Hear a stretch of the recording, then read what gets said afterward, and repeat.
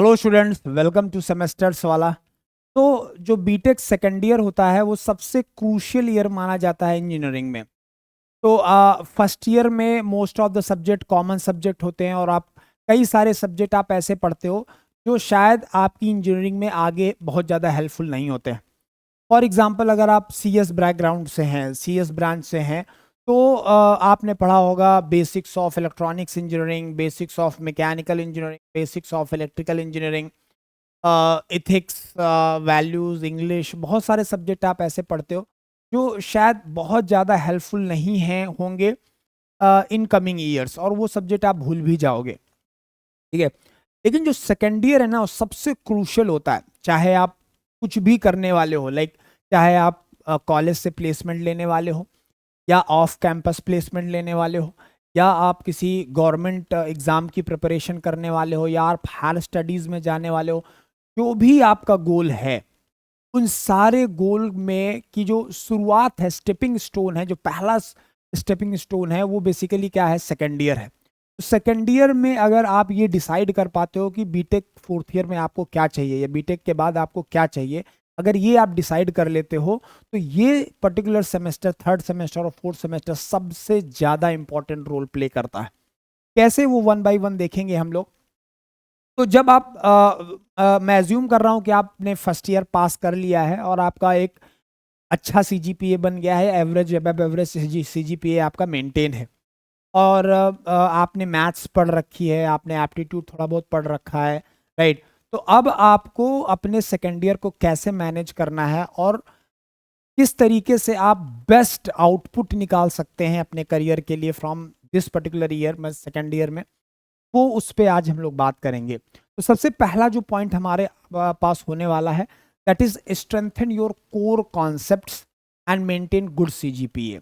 ये आपका एक पहला प्रायोरिटी होना चाहिए। देखिए, जो सेकेंड ईयर के सब्जेक्ट होते हैं वो सबसे ज्यादा इंपॉर्टेंट होते हैं। आप मैकेनिकल ब्रांच से हैं, तो जो अगर आपके जो कोर सब्जेक्ट्स हैं, जैसे कि कोर सब्जेक्ट में आता है strength of materials, right, thermodynamics, fluid mechanics, right, और मशीन डिज़ाइन, मैन्युफैक्चरिंग इंजीनियरिंग, तो ये सारी चीज़ें आपको सेकेंड ईयर में पढ़ाई जाती हैं, सबसे ज़्यादा कोर हैं और सबसे ज़्यादा इंपॉर्टेंट सब्जेक्ट हैं। वैसे ही अगर आप सीएस में हैं तो data structure, algorithm, discrete mathematics, TOA, ये सारे सब्जेक्ट ऐसे हैं जो आपको बहुत ज़्यादा इंपॉर्टेंट रोल प्ले करते हैं जब जो कि सेकेंड ईयर में पढ़ाए जाते हैं। अगर आपके ये सब्जेक्ट में कमांड अच्छी नहीं है तो आगे आने वाले सब्जेक्ट भी आप उतने अच्छे से नहीं कवर कर पाएंगे। जस्ट फॉर एन एग्जांपल मैं बोलता हूँ मैकेनिकल प्रोस्पेक्टिव से, कि मान लीजिए थर्मोडायनेमिक्स आप पढ़ते हैं और थर्मोडायनेमिक्स आपने ऐसे ही पढ़ लिया, बस ठीक है, जो तो करके बस पास आउट हो गए। लेकिन अब आगे आने वाले जब आप थर्ड ईयर में जाएंगे तो आप पढ़ेंगे वहाँ पे पावर प्लांट इंजीनियरिंग, वहाँ पे पढ़ेंगे आईसी इंजन्स, वहाँ पे पढ़ेंगे रेफ्रिजरेशन एंड एयर कंडीशनिंग, वहाँ पढ़ेंगे रिन्यूएबल एनर्जी। तो ये सारी जगहों पे आपको ये जो थर्मोडायनेमिक्स के कॉन्सेप्ट हैं ये यूज होने वाले हैं। कोई भी बंदा एक अच्छा सीएस कंप्यूटर साइंस इंजीनियर कभी नहीं बन सकता अगर उसका एल्गोरिथम, उसका डाटा स्ट्रक्चर, ये सब्जेक्ट स्ट्रांग नहीं है तो कभी भी बहुत अच्छा कंप्यूटर साइंस इंजीनियर नहीं बन सकता। भले आप कोई भी लैंग्वेज पढ़ लो, आपकी लैंग्वेज में चाहे जितनी कमांड हो, पाइथन में जितनी कमांड हो, या सी प्रोग्रामिंग में, या जावा में, कहीं पे भी कितनी भी कमांड हो, लेकिन अगर आपको एल्गोरिदम ही नहीं आता है तो आप प्रोग्रामिंग सही से नहीं कर पाएंगे। ठीक है, तो जो सबसे पहला मोटो आपका ये होना चाहिए कि जो सेकेंड ईयर के सब्जेक्ट्स हैं बहुत ही स्ट्रेंथन करना है आपको। अब स्ट्रेंथन करेंगे तो ऑब्वियस सी बात है कि आपका नॉलेज अच्छा होगा, नॉलेज अच्छा होगा तो अच्छा सीजीपीए भी मेंटेन होगा। अच्छा, इस ईयर में आपको सीजीपीए अच्छा मेंटेन करना ही करना है, क्योंकि जब आप थर्ड ईयर में जाएंगे या फोर्थ ईयर में जाएंगे तो आप एकेडमिक्स के अलावा बहुत सारी चीज़ें करने वाले हैं। जैसे कि बहुत सारे बच्चे थर्ड ईयर में इंटर्नशिप के लिए चले जाते हैं। अब आप इंटर्नशिप के लिए चले गए, या फिर आपने कुछ एडिशनल कोर्सेस करने लग गए, या फिर आप किसी अलग एग्ज़ाम की प्रिपरेशन करने लग गए। तो वो जब चीज़ें आप करते हो तो कहीं ना कहीं आपके जो सेमेस्टर के सब्जेक्ट्स होते हैं वो कहीं ना कहीं कंप्रोमाइज जरूर होते हैं, राइट। तो उससे सीजीपीए थोड़ा सा डाउन हो सकता है, there may be possibility.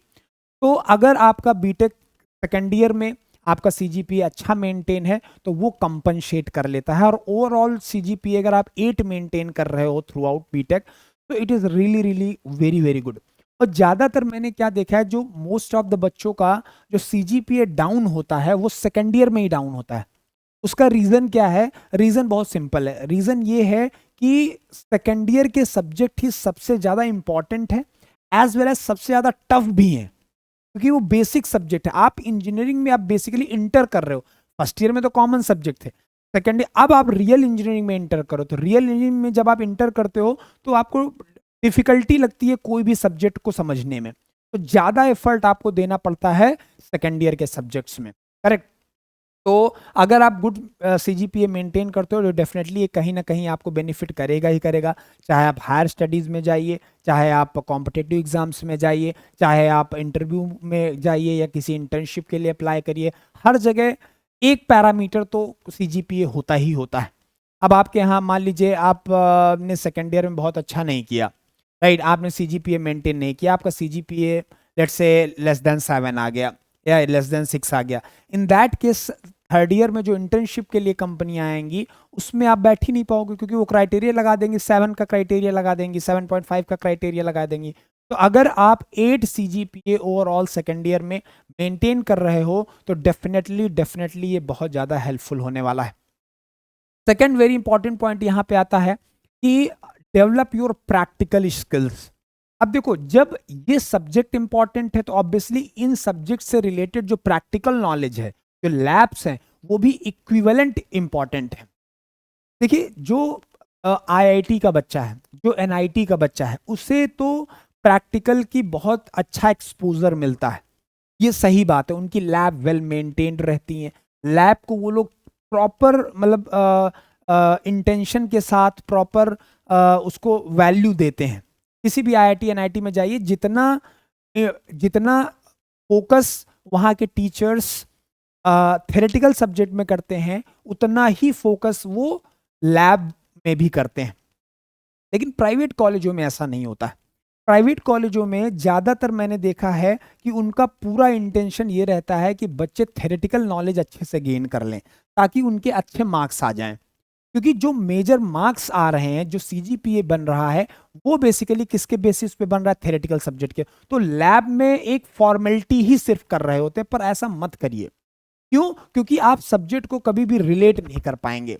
For example, आप थर्मोडायनेमिक्स पढ़ लेते हो या फ्लूइड मैकेनिक्स पढ़ लेते हो और उसकी लैब को आप बस आपने कोई इंपॉर्टेंस नहीं दिया है, तो जो आपने कॉन्सेप्ट पढ़ा है, लेट्स से आपने बर्नौली इक्वेशन पढ़ा है, फर्स्ट लॉ है, सेकंड लॉ ऑफ थर्मोडायनेमिक्स पढ़ा, राइट, तो उसका एप्लीकेशन आप कभी नहीं समझ पाएंगे, राइट। उसके एप्लीकेशन में को जब आप समझ लेते हो, जैसे मान लीजिए आपने कोई कॉन्सेप्ट पढ़ा, राइट, फ्लूइड मैकेनिक्स का कोई कॉन्सेप्ट पढ़ा और उससे रिलेटेड जो लैब वर्क था वो भी आपने किया, तो आप उस कॉन्सेप्ट का एप्लीकेशन समझ गए, तो उस कॉन्सेप्ट में आप ऑलरेडी बहुत स्ट्रेंथन हो जाओगे, क्योंकि वो चीज़ कभी भूलेगी नहीं कि हमारा दिमाग जो है वो पिक्चर्स में काम करता है, वर्ड पे काम नहीं करता है। आपने थेरेटिकल स्टेटमेंट्स को रटे हुए हैं, कुछ फॉर्मूले रटे हुए हैं, कुछ डेरिवेशन रटे हुए हैं, वो कुछ सालों बाद आप भूल जाएंगे उन कॉन्सेप्ट्स को। लेकिन अगर उन कॉन्सेप्ट्स को कहीं अप्लाई होते हुए आपने देखा तो पिक्चर आपके दिमाग में लॉन्ग टर्म तक सस्टेन करेगी और आप उन कॉन्सेप्ट को ज्यादा दिनों तक रिटेन कर पाएंगे अपने दिमाग में, राइट। चलो दूसरा एग्जांपल ले लेते हैं, जैसे कि मान लीजिए आप सीएस या के बैकग्राउंड के हैं, सीएस बैकग्राउंड में है तो प्रोग्रामिंग लैंग्वेज जो इंट्रोड्यूस की जाती है वो थर्ड सेमेस्टर से इंट्रोड्यूस कर दी जाती है, राइट। बेसिक प्रोग्रामिंग लैंग्वेज आपको चाहे पाइथन हो या जावा या सी प्लस, हर कॉलेज का अलग अलग है, राइट। किसी कॉलेज में पाइथन से स्टार्ट करते हैं, कहीं पे सी प्रोग्रामिंग से स्टार्ट करते हैं, कहीं पे जावा से स्टार्ट करते हैं, तो ये एक्सपोज किया जाता है, राइट। और ultimately at the end of day आपको कोड तो लिखना ही है, आपको कॉन्सेप्ट बहुत अच्छे समझ में आ गया, आपको किसी भी प्रॉब्लम के पीछे का लॉजिक समझ में आ गया, लेकिन अगर आप उसे प्रैक्टिकली किसी लैंग्वेज में इंप्लीमेंट नहीं कर पा रहे हैं, कंप्यूटर की भाषा में लिख नहीं पा रहे हैं, तो डेफिनेटली वो नॉलेज बेकार है, राइट। तो मेरा पॉइंट क्या है, न सिर्फ सीएस वाले, बाकी सारी ब्रांचों वालों को मैं बच्चों को ऐसा बोलूंगा कि आप लैब वर्क पे एकदम नेग्लेक्ट मत करिए, राइट। एटलीस्ट आपको उसका जो भी लैब वर्क है उसको उसका बेसिक कॉन्सेप्ट, जो भी एक्सपेरिमेंट है उसका बेसिक कॉन्सेप्ट आपको क्लियर होना चाहिए, ठीक है। थर्ड वेरी इंपॉर्टेंट पॉइंट आता है कि अब preparing for competitive exam, generally क्या होता है कि अगर आपका गोल है, आप सेकेंड ईयर में पहली चीज तो अपना गोल क्लियर कर लीजिए कि आप क्या चाहते हो।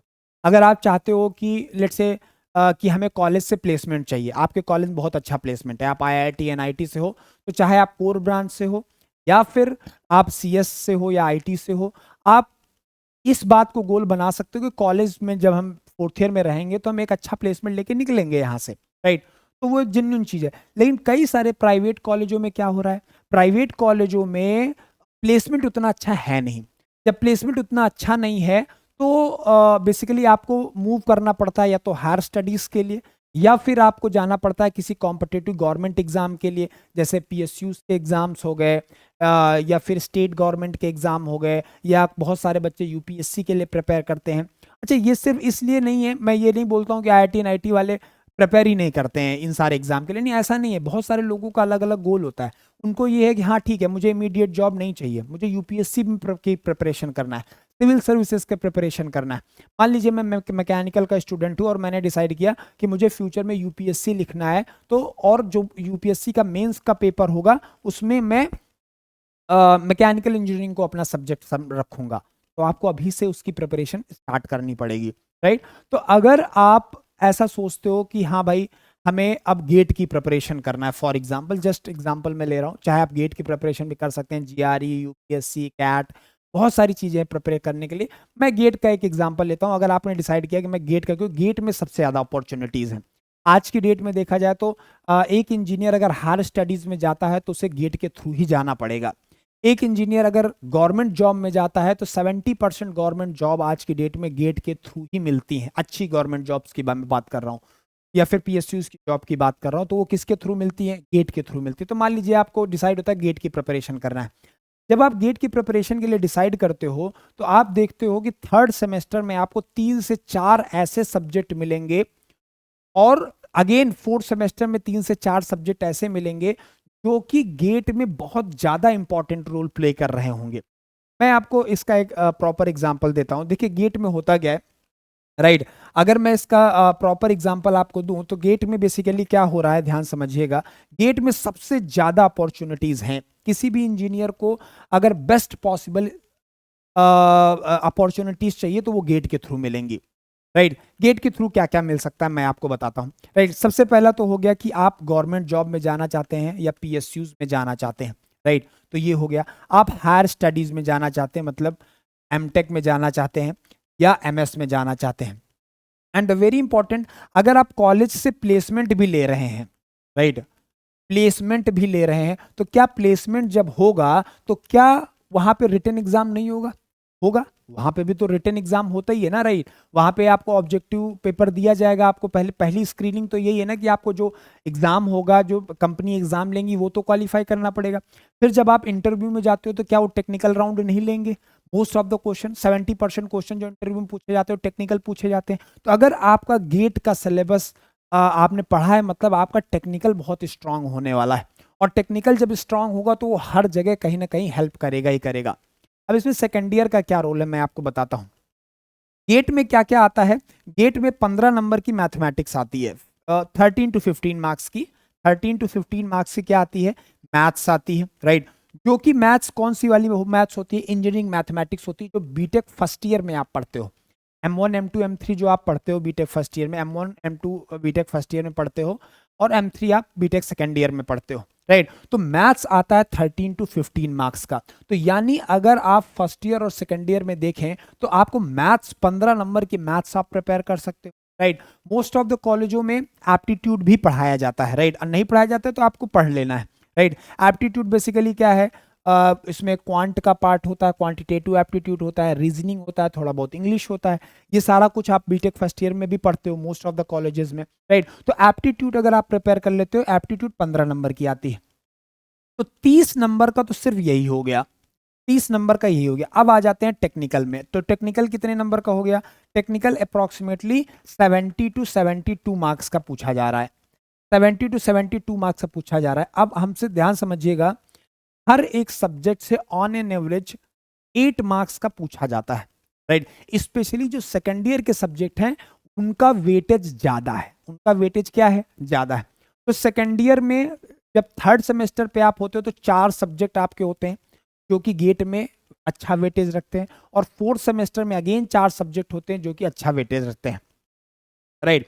तो मैं अगर बोलूं कि दोनों सेमेस्टर मिला के 3 से 4 सब्जेक्ट होते हैं बेसिकली, तो दोनों सेमेस्टर मिला के मैं मानता हूं कि 7 सब्जेक्ट ऐसे हैं जो कि अच्छा वेटेज रख रहे हैं। अप्रॉक्सीमेटली एवरेज अगर मैं लूं तो 6 नंबर का वेटेज रखते हैं, राइट। तो करीब करीब 42 मार्क्स का आपका सिर्फ और सिर्फ यही का पोर्शन होता है। यानी आप समझिए इस बात को, टेक्निकल पोर्शन में 40 टू 45 मार्क्स का, चाहे आप जिस ब्रांच से हो, चाहे आप सीएस से हो, चाहे आप मैकेनिकल से हो, इलेक्ट्रिकल से हो, इलेक्ट्रॉनिक्स से हो, 40 से 45 मार्क्स का जो पूछा जाता है वो सिर्फ और सिर्फ सेकेंड ईयर के सब्जेक्ट्स होते हैं, राइट। तो टोटल कितने मार्क्स हो गए? 15 30 और करीब 70 प्लस मार्क्स हो गए, राइट। तो 70 प्लस मार्क्स का आप टारगेट कर सकते हो केवल और केवल सेकेंड ईयर तक की पढ़ाई पे। आप समझिए इस बात को, बहुत इंपॉर्टेंट पॉइंट है। और आपको पता नहीं, डेटा पता है कि नहीं है, अगर आपके 70 प्लस मार्क्स आते हैं गेट में तो आप इजीली किसी भी आईआईटी में जा सकते हैं। जिस आईआईटी में आप हाथ रख देंगे, तो मुझे आईआईटी बॉम्बे जाना है, आपको आईआईटी बॉम्बे 70 नंबर पे मिल जाएगा। आप किसी भी ब्रांच से हो, इररिस्पेक्टिव ऑफ योर ब्रांच। आपको आईआईटी दिल्ली जाना है, आपको मिल जाएगा 70 नंबर में, करेक्ट, राइट। तो और थर्ड ईयर में आप क्या है कि गेट को दे सकते हो। फिर थर्ड ईयर का जो 5th सेमेस्टर होगा उसमें भी 10-20 नंबर का कवर हो जाएगा। तो कुल मिला के जब आप थर्ड ईयर में देते हो तो ऑलमोस्ट 90% सिलेबस आपका कवर हो चुका होता है। किस सेमेस्टर तक की मैं बात कर रहा हूं? मैं बात कर रहा हूं 5th सेमेस्टर तक की। टोटल सेमेस्टर है 8, लेकिन 5th सेमेस्टर तक गेट का 80 टू 90% पोर्शन कवर हो चुका होता है। आप समझ रहे हैं मैं क्या बोलना चाह रहा हूं, राइट। तो यानी जब आप गेट का एग्जाम पहली बार लिखेंगे तो आपके पास पूरी अपॉर्चुनिटी है कि आप जिस पीएसयू में जाना चाहें उस पीएसयू में जा सकते हैं, जिस आईआईटी में जाना चाहें उस आईआईटी में जा सकते हैं थर्ड ईयर में ही। और मैं आप सारे लोगों को एक सजेशन देना चाहता हूं कि आप अगर गेट को या किसी भी कॉम्पिटेटिव एग्जाम को टारगेट बना रहे हो, स्पेशली गेट को, तो आप कोशिश करिए कि थर्ड ईयर में ही ये निकल जाए। उससे एक बेनिफिट होगा कि आप थर्ड ईयर के 5th सेमेस्टर के बाद ये एग्जाम होगा, अब आपके पास 3 सेमेस्टर बच जाते हैं और आपका लाइफ सिक्योर हो चुका है। लाइफ कैसे सिक्योर हो चुका है? क्योंकि आपको पता है कि जो गेट स्कोर मेरे पास आया है, इस गेट स्कोर से मुझे एमटेक में एडमिशन मिल जाएगा, आईआईटी में मिल जाएगा, जहां पे फीस बहुत कम होती है और 12,400 रुपए का स्टाइपेंड मिलता है। यानी मैं फाइनेंशियली इंडिपेंडेंट हूं। अब बीटेक के बाद एटलीस्ट पापा से पैसे नहीं लेने पड़ेंगे। सेकंड वेरी इंपॉर्टेंट, मान लीजिए आपको पीएसयू रैंक मिल जाता है, राइट, अच्छी आप 70 प्लस मार्क्स से सिक्योर कर लेते हो और आपको पीएसयू मिल जाए। अब आपको पता है कि आपकी एक गवर्नमेंट जॉब फिक्स है। अब इस 3 सेमेस्टर में आप बहुत कुछ एक्सप्लोर कर सकते हो। आप अपना जो भी टैलेंट है, लेट्स से आप एंटरप्रेन्योरशिप करना चाहते हो, या फिर आप सीएस के स्टूडेंट हो तो आप प्रोग्रामिंग में और कमांड लाना चाहते हो, या फिर आप कोई बड़े टारगेट के लिए जाना चाहते हो। देखिए, मैं आपको एक बहुत सिंपल सी बात बताता हूं कि जैसे क्रिकेट है था, राइट, क्रिकेट की हिस्ट्री में जो सबसे बेस्ट ओपनिंग जोड़ी कौन सी है? अगर मैं आपसे पूछूं तो आप यही बोलोगे सर सचिन और सहवाग की। क्यों ऐसा होता था? क्योंकि सहवाग सर आते थे और सहवाग सर पहली बॉल से स्टार्ट हो जाते थे, चौका छक्का चौका छक्का 1 2 3, मतलब वो धीरे खेलते ही नहीं थे। वो क्यों ऐसा कर पाते थे? क्योंकि उनको पता था कि अगर वो कहीं गलती कर गए और फेल भी हो गए तो सामने वाले छोर पे गॉड ऑफ द क्रिकेट खड़ा हुआ है, सचिन तेंदुलकर, वो सब संभाल लेगा। उनको ये इस बात का भरोसा था, शायद इसीलिए उतना तेज खेल पाते थे। अब आप समझिए कि अगर थर्ड सेमेस्टर में आपको ये सिक्योर हो जाता है कि आपको पीएसयू मिल रहा है, पीएसयू का मतलब क्या है? गवर्नमेंट सिक्योर्ड जॉब, जो कि करीब करीब आज की डेट में 15 लाख से लेके 18 लाख तक का पैकेज देती है। कोई भी पीएसयू आपको मिलता है 15 लाख से 18 से 20 लाख तक का पैकेज आपको मिल जाता है आसानी से।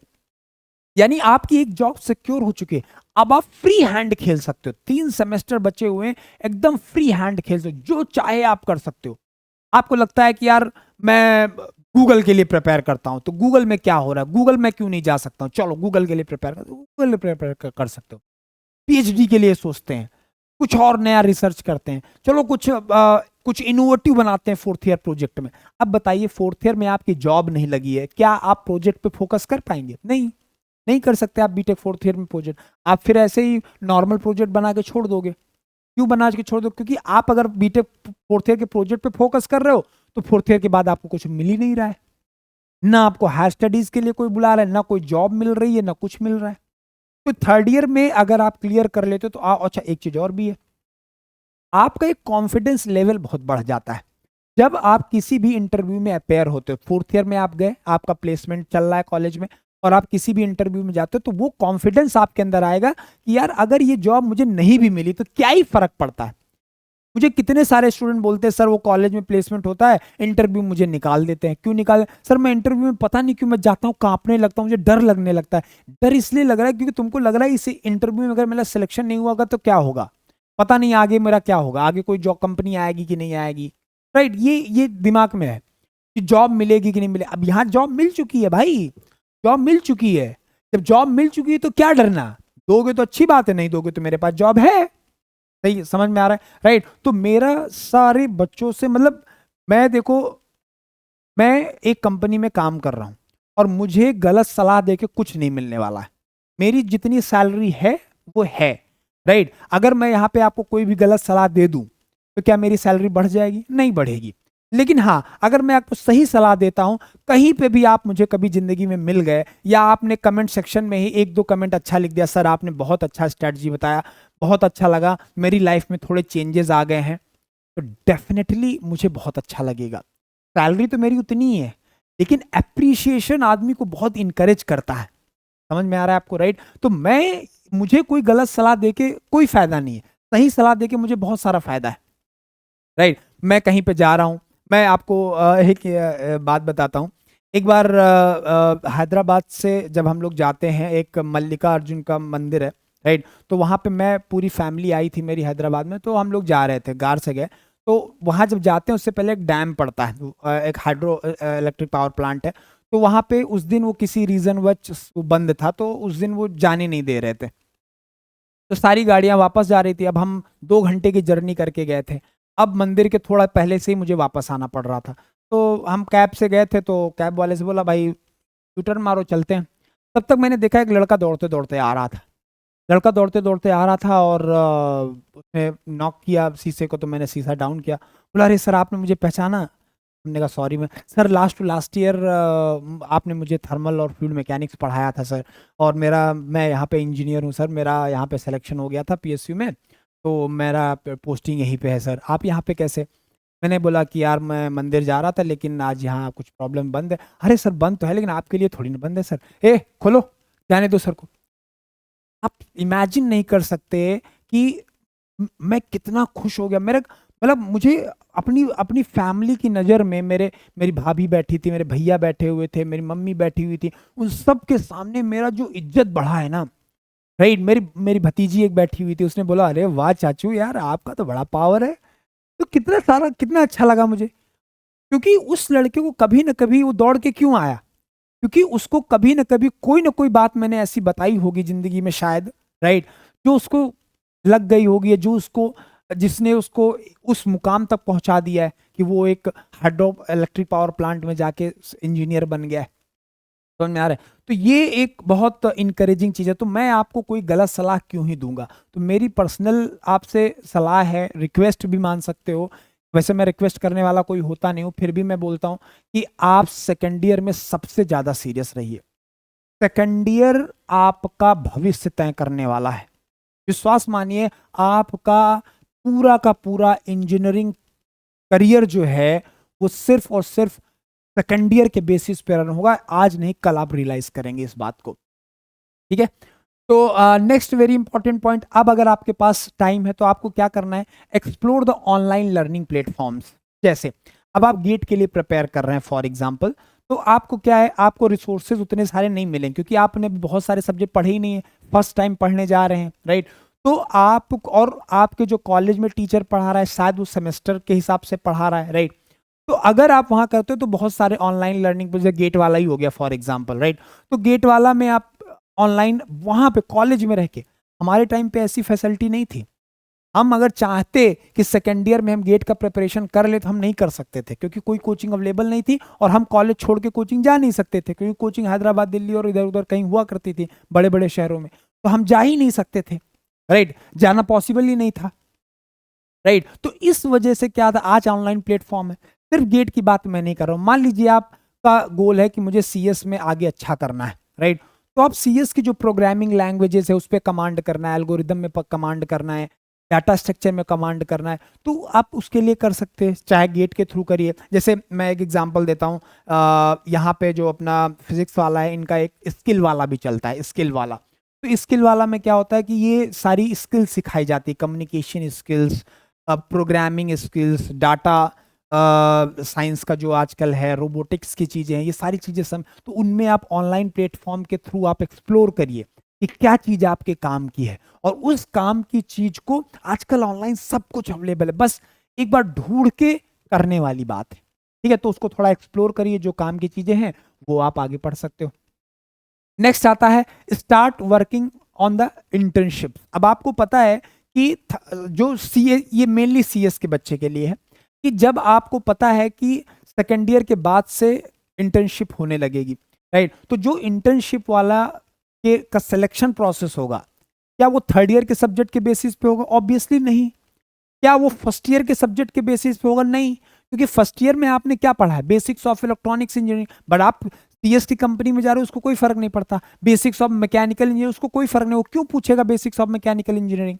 आप समझ रहे हैं ना, वो क्या पूछेगा, वो क्या पूछेगा जब इंटर्नशिप के लिए आप इंटरव्यू देने जाएंगे या रिटन एग्जाम लिखेंगे, तो वो क्या पूछेगा, वो पूछेगा सेकंड ईयर से रिलेटेड सब्जेक्ट, क्योंकि थर्ड ईयर आपने पढ़ा नहीं है और फर्स्ट ईयर उसके काम का नहीं है, तो second year is very much important, और थर्ड ईयर के शुरुआत में ही आपको इंटर्नशिप के लिए जाना है, राइट। तो इंटर्नशिप में कैसे जाया जाता है, अपना एक्सप्लोर करिए, अपने सीनियरों से पूछिए, लोगों से, देख फर्जी टाइम वेस्ट कर रहे हो अगर आप चिट चैट कर रहे हो, क्योंकि सेकंड फर्स्ट ईयर में बच्चे के पास थोड़ा लोड रहता है, राइट, मतलब बहुत अलग अलग तरीके के सब्जेक्ट रहते हैं और बहुत सारी चीजें रहती है, उसको पास करना होता है, नया नया इंजीनियरिंग में गया, सेकेंड ईयर में जाके लड़का बिगड़ने लगता है, ज्यादातर केसेस हमने देखा है।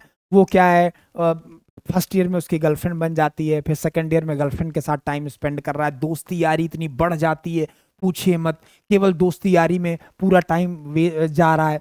मैं ये नहीं कह रहा हूँ कि आप दोस्ती यारी मत करिए, मैं ये नहीं कह रहा हूँ कि आप बीटेक को एंजॉय मत करिए, पूरा एंजॉय करिए, लेकिन अपने गोल को भी मत भूलिए, राइट, उस गोल को जो आपको आपका ब्रेड एंड बटर है, राइट, इन फ्यूचर वो आपका ब्रेड एंड बटर बनने वाला है, तो उसको बिल्कुल नेग्लेक्ट मत करिए। Next important point, improve your soft skills, right, improve your soft skills. कैसे, क्या है कि जो सॉफ्ट स्किल्स होती हैं, जैसे कम्युनिकेशन स्किल हो गए, team work, leadership skills, right, ये सारी जो चीजें हैं, ये सब एक दिन में नहीं आती। Skill is not something that you can develop in one day, you can not develop यार। अब आपको ऐसा नहीं है कि हम फोर्थ ईयर में जाएंगे और फोर्थ ईयर में जैसे कंपनी आती है तो कंपनी क्या करती है, कम्युनिकेशन स्किल पे बात करती हैं, वो जीडी करवाती हैं, वो पीआई करवाती हैं, वो क्वांट का टेस्ट लेती हैं, एप्टीट्यूड का टेस्ट लेती हैं, राइट, प्रोग्रामिंग का टेस्ट लेती हैं। अब आपको लगता है ये सारी स्किल है, ये ऐसा नहीं, इनकी कोई ऐसा बुक नहीं कि ऐसे लेके ऐसे जल्दी जल्दी पढ़ लिया बीटेक की तरह और पास हो गए, ऐसा नहीं होने वाला है भाई। ये स्किल है और स्किल डेवलप होने में टाइम लगता है। स्किल इज समथिंग लाइक कि जिम करने वाली बात, राइट, वो ऐसा नहीं है कि सर अरे कर लेंगे सर, एक महीना जाएंगे जिम में, खूब सारा लोड उठाएंगे, खूब सारा प्रोटीन पाउडर खाएंगे, बॉडी बन जाएगी, कुछ बॉडी नहीं बनेगी, और बन भी गई ना गलत तरीके से, अगर स्टेरॉइड वगैरह ले, वो आपको नुकसान ही करेगा, फायदा बिल्कुल नहीं करेगा। सेम ये सॉफ्ट स्किल्स है, तो थोड़ा थोड़ा ध्यान देते रहिए, क्या कुछ नहीं करना है, आप जब मौका मिले आप कोशिश करिए। आप मान लीजिए उतने अच्छे बैकग्राउंड से नहीं है, आपकी शायद इंग्लिश उतनी अच्छी नहीं है, थोड़ा थोड़ा बोलना स्टार्ट करिए, राइट, अपने रूममेट से बोलना स्टार्ट करिए, धीरे धीरे इंप्रूव करना स्टार्ट करिए, हो जाएगा, थोड़ा टाइम देना पड़ेगा। अब आपको टीम वर्क, लीडरशिप स्किल बढ़ानी है, तो क्या है, थर्ड ईयर में जो भी सेकेंड ईयर और थर्ड ईयर में जो भी चीज़ें हो रही हैं, जैसे कि आपके कॉलेज में कोई इवेंट हो रहा है, कोई प्रोजेक्ट बन रहा है, कोई कुछ हो रहा है, तो उसमें पार्टिसिपेट करिए, करेक्ट, पार्टिसिपेट करिए, उसमें अगुवाई करिए कि हाँ ठीक है, मैं और मेरे 4 दोस्त मिलके ये काम करेंगे सर, राइट, अगुवाई करिए, लीडरशिप क्वालिटी को डेवलप करिए, ठीक है।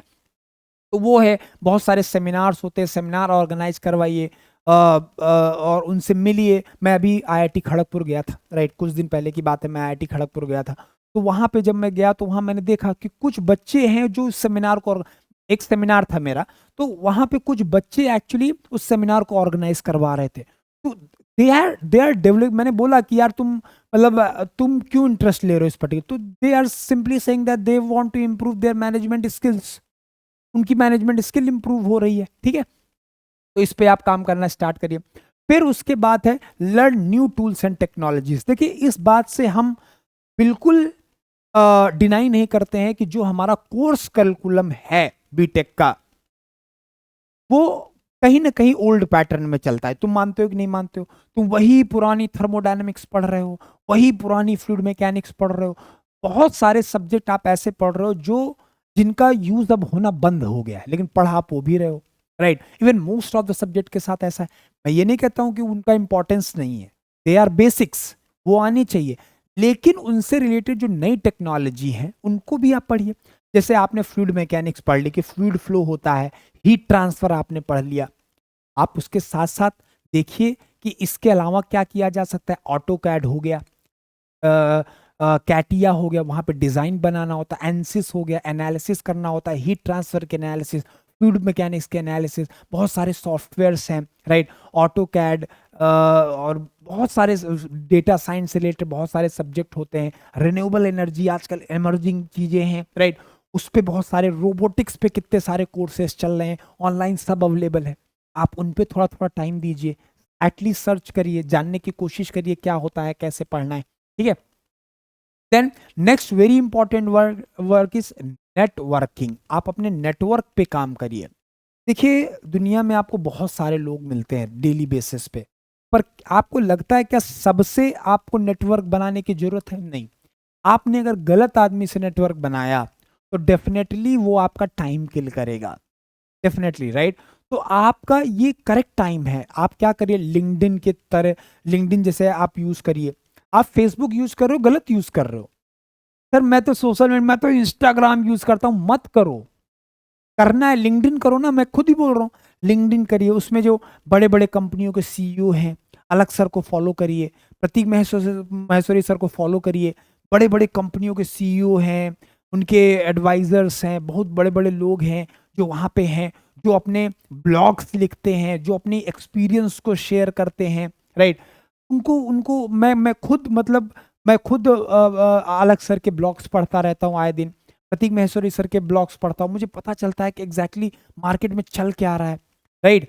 तो आप ऐसा नेटवर्क बनाइए, आप खुद भी ब्लॉग लिखिए कभी कभी, ठीक है। खुद ब्लॉग लिखेंगे, लोगों को पता चलेगा कि हाँ यार इस बंदे में पोटेंशियल है, ठीक है। तो आप अपना थोड़ा नेटवर्किंग बढ़ाइए, राइट। लोगों से मिलिए, कॉन्फ्रेंस पे जाइए, अपने सीनियरों से मिलिए, जानिए कि आपके कॉलेज के एलुमनाई कहाँ कहाँ प्लेस्ड हैं, उनसे थोड़ा कनेक्ट बनाइए, उनसे अपना करियर का गाइडेंस लीजिए। ये सारी चीज़ें बहुत हेल्पफुल होती हैं। And the last but not the least, stay organised.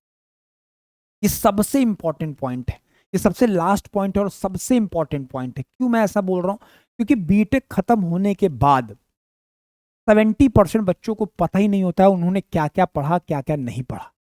सच बता रहा हूं मैं आपको। वो उनसे अगर मैं पूछ लूं, मैंने ऐसा हुआ है, लिटरली मैं बोल रहा हूं, बीटेक पास होने के बाद मैंने बच्चों से बोला कि तुमने कितने सब्जेक्ट पढ़े? उन्होंने बोला सर 40 से ज्यादा सब्जेक्ट पढ़े हैं। जरा 10 सब्जेक्टों के नाम बता दो। विश्वास मानिए कितने ऐसे बच्चे मुझे मिले जो 10 सब्जेक्ट के नाम नहीं बता पाए, उनके पास कोई नोट्स नहीं है।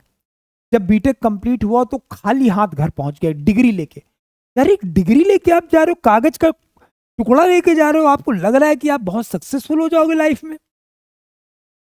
बिल्कुल नहीं। पूरा ऑर्गेनाइज्ड रहिए। आपके पास अगर आपने कोई कोर्स किया है, उसका पूरा सर्टिफिकेशन, उसके पूरे नोट्स, उसकी पूरी चीजें, उसकी पूरा कंटेंट, सब कुछ होना चाहिए। ऑर्गेनाइज रहेंगे तो कभी भी उन चीजों को रिकॉल कर पाएंगे। You will not believe, I can show you, right. अभी तो मैं शो करूंगा तो शायद आपको लगेगा कि मैं शो कर ही देता हूं, राइट। अगर मैं आपको दिखाऊं तो मेरे बीटेक के टाइम के नोट्स मेरे पास अवेलेबल है। यू विल नॉट बिलीव, ये नोट्स आप देख रहे हो, राइट। ये मैंने शॉर्ट नोट्स बनाए थे BTech first, like BTech second year में, राइट। इसमें अगर आप डेट देख पा रहे हो तो देखिए डेट जो पड़ी हुई है, अ, ये जो डेट पड़ी हुई है यहाँ पे देखिए, कॉर्नर में जो डेट पड़ी हुई होगी, एक मिनट मुझे देखने दीजिए, कहाँ डेट मैं आपको दिखाता हूँ कि ये किस डेट पे मैंने बनाया था। ये देखिए, ये डेट अगर आप पढ़ पा रहे हो तो आप देखिए ये डेट क्या पढ़ा हुआ है, 5/8/2008। ये 5/8/2008 का नोट्स है, मेरे बीटेक के टाइम का नोट्स है, आज भी मेरे पास है। और मैं पूरे बीटेक सेकेंड ईयर में ये मैंने बनाया था, थर्ड ईयर की एक अलग कॉपी है। आप सोचिए मैं बीटेक सेकेंड ईयर का पूरा कंटेंट 15 दिन के अंदर अंदर रिवाइज कर सकता हूं। कोई भी इंटरव्यू में जाना है, मैं बस इस कॉपी को रिवाइज कर लूंगा। मैं ये नहीं बोलता हूं मैं सारे आंसर दे दूंगा, लेकिन मैं एटलीस्ट बेसिक आंसर्स दे पाऊंगा। स्टे ऑर्गेनाइज्ड, जो भी चीज आप कर रहे हो उन सब का प्रॉपर स्ट्रक्चर बना के रखिए। राइट, आजकल हमारे टाइम पे तो ये नोट्स ही चलते थे भाई। राइट, हमारे पास तो कंप्यूटर भी मुझे फोर्थ ईयर में मिला था, ठीक है। तो उसमें भी चीजें अवेलेबल नहीं होती थी इतनी ज्यादा। तुम तो बढ़िया फोल्डर बना के रख सकते हो। राइट, डेटा स्ट्रक्चर का एक फोल्डर बना लिया, उसमें डेटा स्ट्रक्चर के वीडियोस या फिर जो भी कंटेंट या फिर नोट्स या जो भी है वो स्कैन करके डाल सकते हो। आपको तो नोट्स लेके चलने की भी जरूरत नहीं है, सब कुछ आप अपने कंप्यूटर पे डाल के रख सकते हो। राइट, ईमेल में डाल के रख सकते हो, आप ड्राइव में डाल के रख सकते हो। मतलब आपके पास कंप्यूटर नहीं पे भी है, कहीं पे भी, किसी भी लैपटॉप पे, किसी भी मोबाइल पे आप ड्राइव खोल के अपना कंटेंट उठा सकते हो। समझ में आ रहा है? Right, so stay organise, this is very very important. And मैं बता रहा हूं, अगर आपको लगता है कि आप लाइफ में सक्सेसफुल हो जाएंगे because of your knowledge, then it is wrong. You are going to be successful, that is correct, but you are going to, उसमें जो मेजर रोल होने वाला है वो आपके मैनेजमेंट स्किल का होने वाला है, ना कि आपके सब्जेक्ट के नॉलेज का होने वाला है। कितना अच्छे से आपने अपने सब्जेक्टों को मैनेज किया है, ये ज्यादा इंपॉर्टेंट रोल प्ले करेगा। और ये बात आज अगर आप मेरी नहीं भी मानते हो तो आज नहीं तो कल इस बात को आप जरूर रियलाइज करेंगे। ठीक है, तो ये बेसिक पॉइंट हैं जो आपको ध्यान रखना है। आई होप ये वीडियो आपको बहुत हेल्पफुल कर रहेगा। और मैं दावे के साथ कह सकता हूं जो भी पॉइंट्स मैंने बनाए हैं, राइट, जो भी पॉइंट मैंने आपको बताए हैं, ये आप 15 से 20 दिन एटलीस्ट फॉलो कर लीजिए। राइट, 15 से आप देखिए आपके अंदर क्या चेंजेस आते हैं। बिलीव मी आप ऑर्गेनाइज होना स्टार्ट हो जाइए, अपने सब्जेक्ट को प्रॉपर कंसिस्टेंसी के साथ पढ़ना स्टार्ट कर दीजिए। बिलीव मी यू आर, आपको खुद ही अंदर से फीलिंग आने लगेगा कि तुम कुछ बड़ा करने वाले हो आफ्टर बीटेक। ठीक है, so this is all about from my side. All the best, may God give you all the success in your life. Thank you very much.